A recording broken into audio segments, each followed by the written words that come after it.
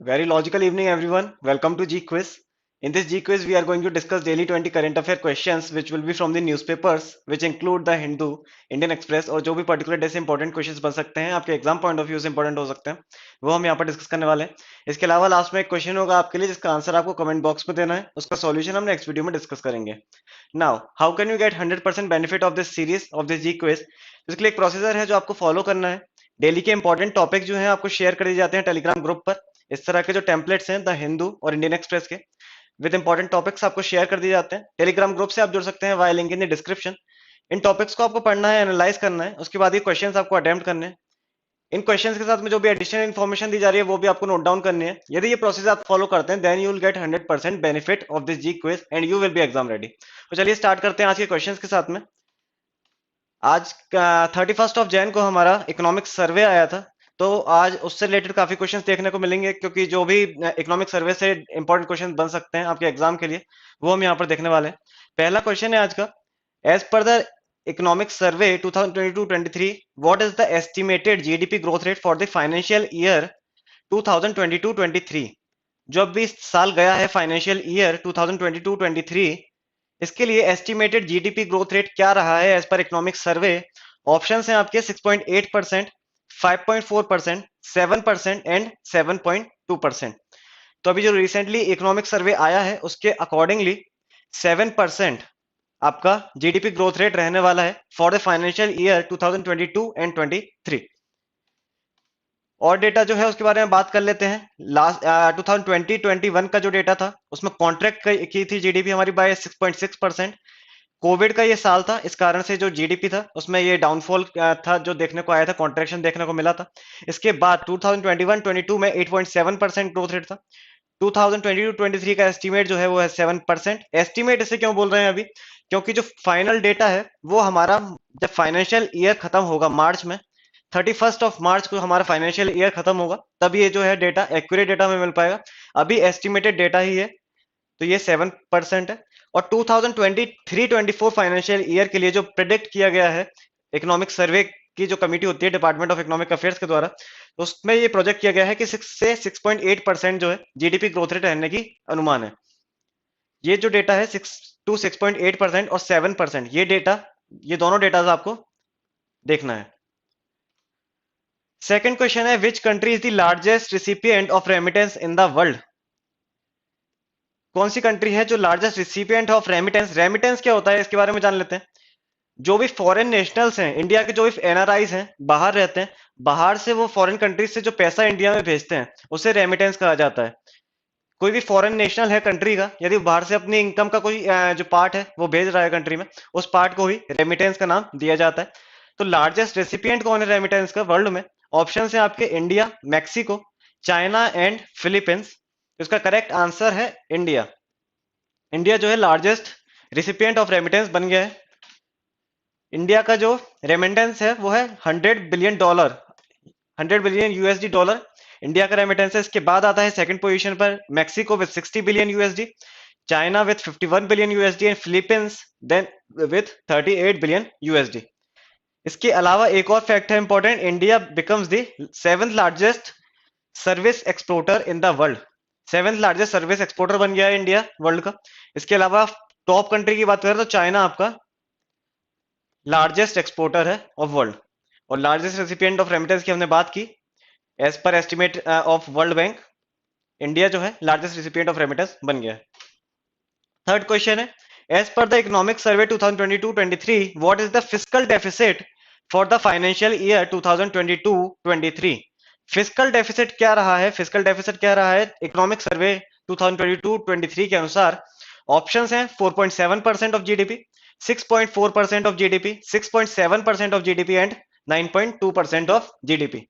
उसका correct answer है 6.4% of GDP. Fiscal deficit जो रहा है इस साल, लास्ट ईयर जो हमारा फाइनेंशियल ईयर अभी गुजरा है 22-23, उसके लिए फिस्कल डेफिसिट आपका रहा है 6.4%।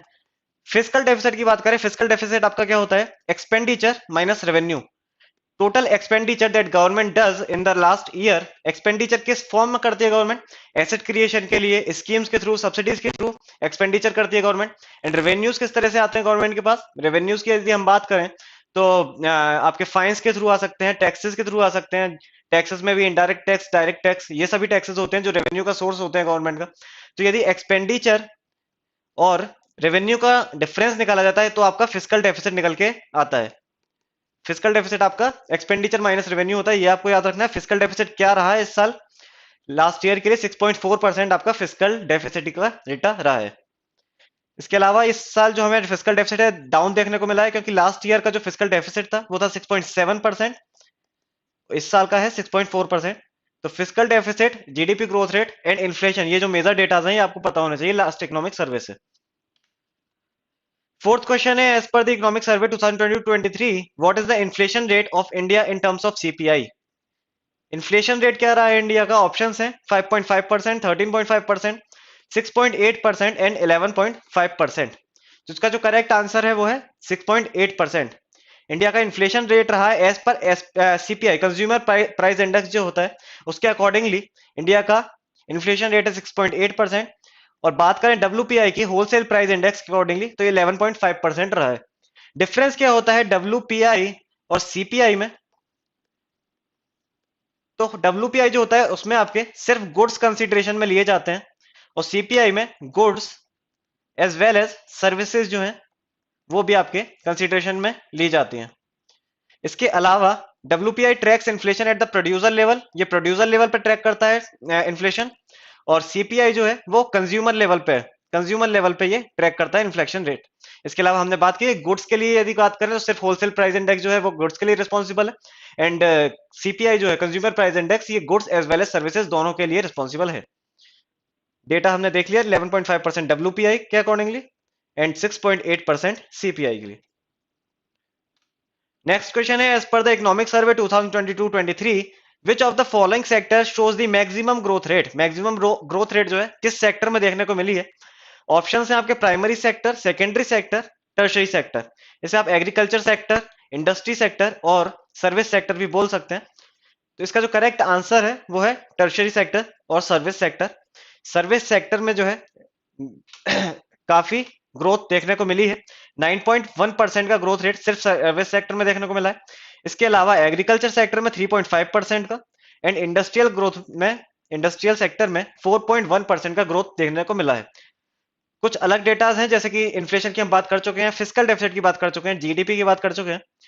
फॉरेक्स रिजर्व जो होता है, फॉरेक्स रिजर्व, वो आपका रहा है इस साल 563 USD billion dollar, 563 USD billion रहा है। इससे पहले 607 था, ये लास्ट ईयर 607 बिलियन यूएसडी जो था फॉरेक्स रिजर्व था इंडिया के पास। थोड़ा सा इसमें गिरावट देखने को मिली है, 563 बिलियन यूएसडी आपका फॉरेक्स रिजर्व इस साल इंडिया का देखने को मिला है एज पर इकोनॉमिक सर्वे 2022-23। ये डेटा भी आप याद रख सकते हैं। अगला क्वेश्चन है, economic survey is prepared by the, किसके द्वारा बनाया जाता है? इकोनॉमिक सर्वे किसके द्वारा प्रिपेयर किया जाता है? ऑप्शन है आपके department of economic affairs, department of revenue, department of expenditure and department of financial services. इसका करेक्ट आंसर है department of economic affairs. Department of economic affairs के द्वारा बनाया जाता है under the supervision of chief economic adviser. Chief economic adviser के बारे में हमने कल बात की थी, वी अनंत नागेश्वर जो है वो आपके करेंटली सीईए हैं, चीफ इकोनॉमिक एडवाइजर, और इन्हीं के द्वारा प्रेजेंट किया गया था इकोनॉमिक सर्वे 31 जनवरी को। अगला क्वेश्चन है, फर्स्ट ऑफ फेब को आपका यूनियन बजट जो है वो भी प्रेजेंट होने वाला है, उससे उसके बारे में थोड़े से स्टैटिक क्वेश्चंस हैं। Union budget is always presented first in, किस हाउस में यूनियन बजट जो है पहली बार पेश किया जाता है? ऑप्शंस हैं Lok Sabha, Rajya Sabha, joint session of the parliament, मतलब Lok Sabha plus Rajya Sabha, and meeting of the union cabinet. तो इसका जो करेक्ट आंसर है वो है लोकसभा। आप जैसा कि जानते होंगे मनी बिल जो होता है, जो कि हमारे आर्टिकल 110 में मेंशन है, मनी बिल जो होता है हमेशा लोकसभा में, लोअर हाउस में प्रेजेंट किया जाता है। तो यूनियन बजट जो होता है आपका वो भी एक तरह का मनी बिल ही होता है, इसलिए यूनियन बजट भी जो है सिर्फ लोकसभा में ही पहले इनिशिएट किया जा सकता है, उसके बाद ये राज्यसभा में जाता है। कभी भी आपका यूनियन बजट और मनी बिल राज्यसभा में, अपर हाउस में प्रेजेंट नहीं किया जा सकता, इनिशिएट इसको लोकसभा में ही करना होगा, उसके बाद ये राज्यसभा में जाता है पास होने के लिए। तो ये क्वेश्चन आपको देखना है पॉलिटिकल पॉइंट ऑफ व्यू से and economic point of view से, दोनों पॉइंट ऑफ व्यू से आपका इंपॉर्टेंट है ये क्वेश्चन। एट क्वेश्चन है, first union budget of independent India presented in which year? किस साल पहला यूनियन बजट जो था इंडिपेंडेंट इंडिया का वो प्रेजेंट किया गया? ऑप्शन है आपके 1947, 1949, 1951 एंड 1952। तो इसका करेक्ट आंसर है 1947। 26 ऑफ नवंबर 1947 को फर्स्ट बजट जो था प्रेजेंट किया गया था इंडिया का। किसने ये प्रेजेंट किया था? तो जो फर्स्ट फाइनेंस मिनिस्टर थे आर के शनमुखाम चेट्टी, इनके द्वारा ये प्रेजेंट किया गया था first union budget of independent India 26 of November 1947 को।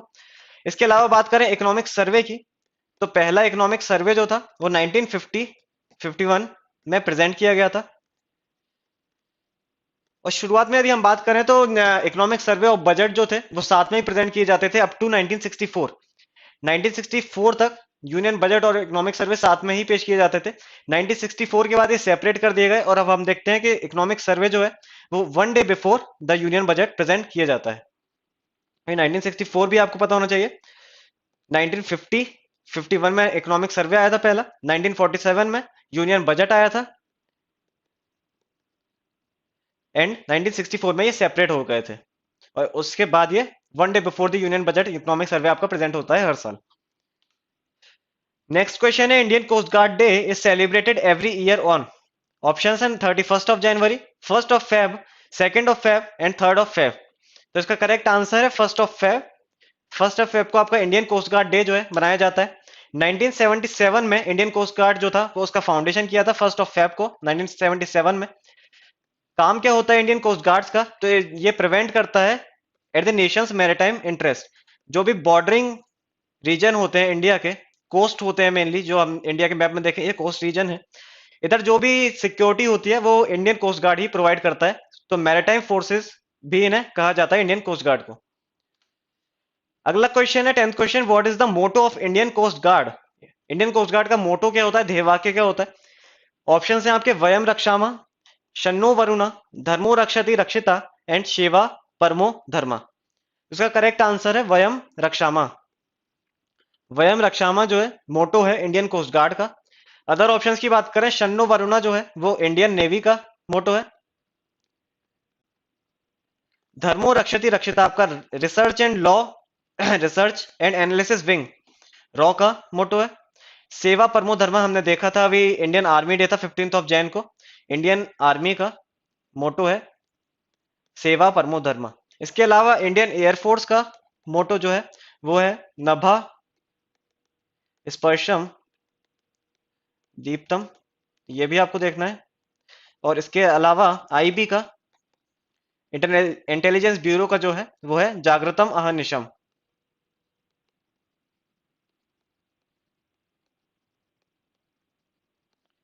जागृतम अहर्निशम जो मोटो है वो है इंटेलिजेंस ब्यूरो का। इसके अलावा इंडियन एयरफोर्स का मोटो है नभा स्पर्शम दीप्तम।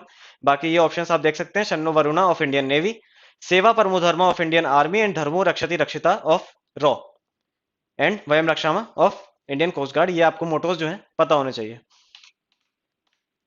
अगला क्वेश्चन है 11th question, recently Shanti Bhushan passed away, he was a famous. Shanti Bhushan जो है फेमस लॉयर थे जिनका निधन हो गया है रिसेंटली, 97 की एज में इनका निधन हो गया है। फेमस पॉलिटिशियन और लॉयर थे ये। इससे पहले ये लॉ मिनिस्टर भी रहे हैं, एज अ लॉ मिनिस्टर भी रहे हैं 1977-79 में इन दी मोरारजी देसाई गवर्नमेंट। ये जो आप पिक्चर में देख पा रहे हैं यही है शांति भूषण जिनका रिसेंटली डेथ हो गया है। 12th क्वेश्चन है, recently loan of how much amount is approved by IMF to Bangladesh to help it cope with soaring energy and food cost? Recently हमने देखा कि बांग्लादेश में प्रोटेस्ट भी देखने को मिल रहे हैं क्योंकि जो फूड प्राइजेस हैं, फ्यूल प्राइजेस हैं, वो काफी बढ़ गए हैं। रशिया यूक्रेन का जो वॉर है उससे काफी इंपैक्ट देखने को मिला है, फ्यूल प्राइजेस जो है काफी बढ़ गए हैं जिसके कारण काफी इन्फ्लेशन जो है देखने को मिल रहा है नेबरिंग कंट्रीज में। तो उसके लिए रिसेंटली आईएमएफ जो है बांग्लादेश को एक लोन अप्रूव कर दिया है। कितने अमाउंट का ये लोन अप्रूव किया है? ऑप्शन है आपके 2.6 billion dollar, 4.7 billion dollar, 5.6 billion dollar and 7.2 billion dollar.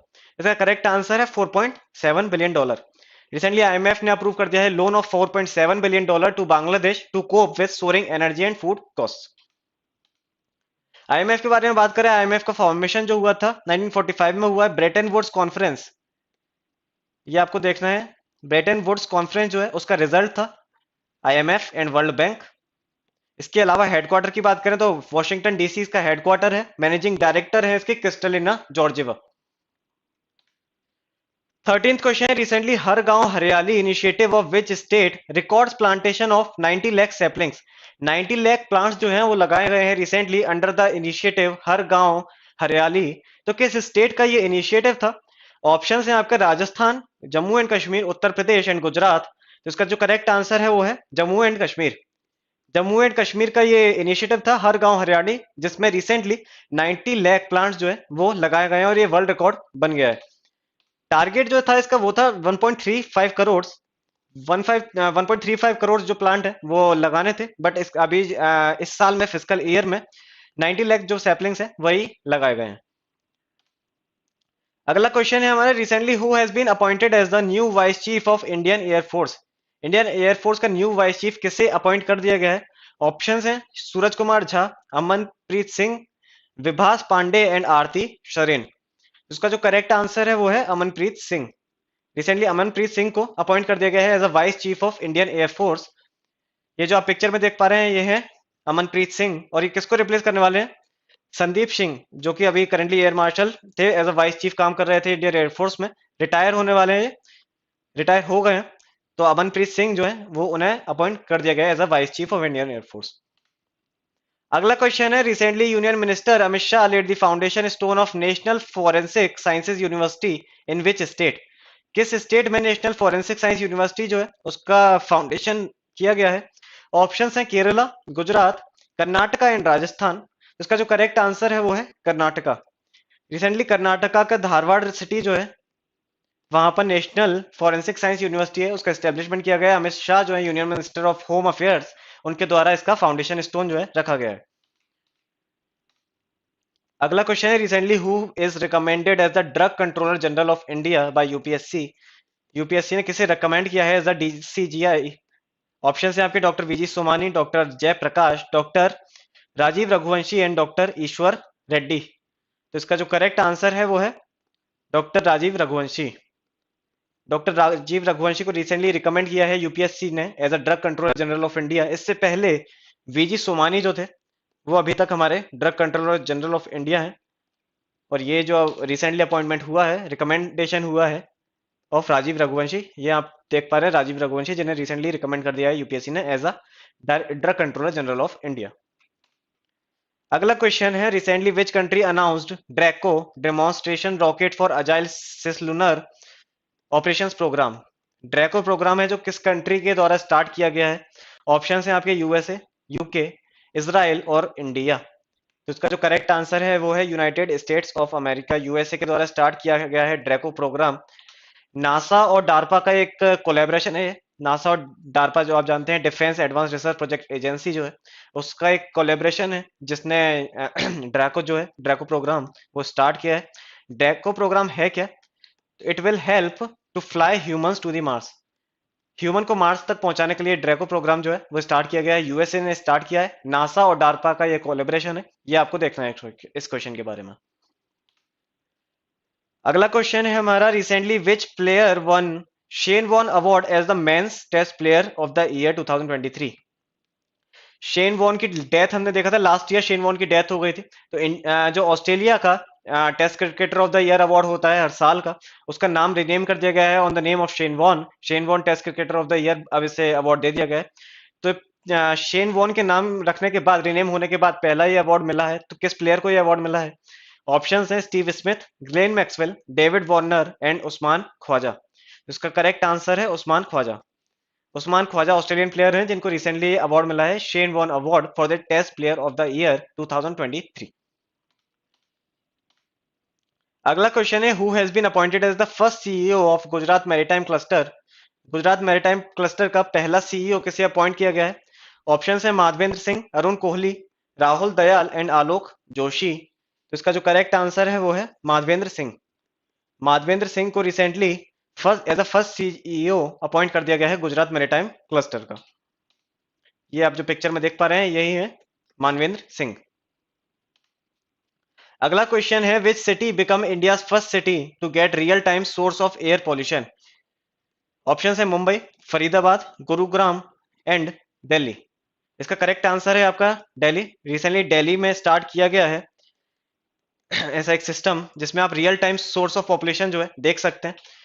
क्या किस लिए ये जो है प्रोग्राम जो इनिशिएटिव ये स्टार्ट किया गया है, because it will assist in determining the causes of rise in air pollution at the specific location in Delhi. किसी भी स्पेसिफिक लोकेशन पर हम जान सकते हैं रियल टाइम में कि जो कॉज है एयर पॉल्यूशन का मेजर कॉज क्या है, वो क्या है। तो ये आप इसके इस सिस्टम के थ्रू जान सकते हैं। तो ये रिसेंटली दिल्ली में स्टार्ट किया गया है, इतना आपको देखना है इस क्वेश्चन में। कल का क्वेश्चन है, क्वेश्चन था recently which nation one the hockey world cup 2023। Option थे आपके बेल्जियम, जर्मनी, अर्जेंटीना, ऑस्ट्रेलिया। इसका करेक्ट आंसर था जर्मनी। जर्मनी ने रिसेंटली बेल्जियम को हराकर ये जो हॉकी वर्ल्ड कप था 2023 ये जीता था। कल के लिए क्वेश्चन है आपके लिए, which country will host the 15th BRICS summit in August 2023। Option थे Brazil, India, China and South Africa. इसका आंसर आपको कमेंट बॉक्स में देना है, ज्यादा से ज्यादा इस क्वेश्चन के बारे में, ब्रिक्स के बारे में लिखना है। मिलते हैं कल कुछ नए क्वेश्चंस के साथ में, तब तक पढ़ते रहिए, enjoy your studies and stay tuned with with.